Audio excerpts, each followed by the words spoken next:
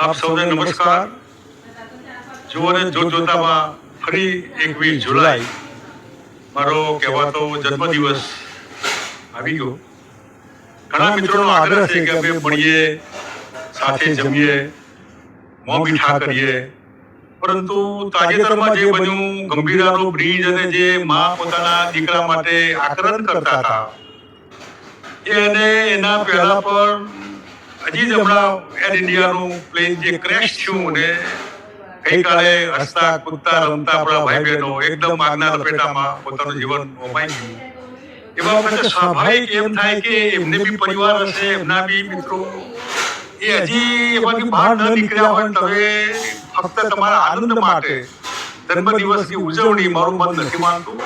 માટે ભાઈઓ બહેનો મને માફ કરજો. આ વખતે જન્મદિવસની જે કંઈ ઉજવણી મનામણી મોકૂફ રાખી છે. આવતા વર્ષે જીવતા હશું તો ફરી પાછા મળીશું, પરંતુ જે ગયા પાછા નથી આવવાના આ દિવસ તો ફરી પાછો આવશે. એટલે આપ સૌને મારી ખૂબ હૃદયના ઊંડાણથી વિનંતી છે કે 21 જુલાઈએ જે કંઈ મૃતાત્માઓ છે એમના માટે પ્રાર્થના કરજો કે એમને સદગતિ મળે. પહેલગામનો બનાવ બી તાજો છે, એટલે સ્વાભાવિક આ બધા એમાં આનંદનો ઉમળકો ન હોય. માટે જે આપણું અંદરનું ના માનતો હોય આવું નહીં થવું જોઈએ.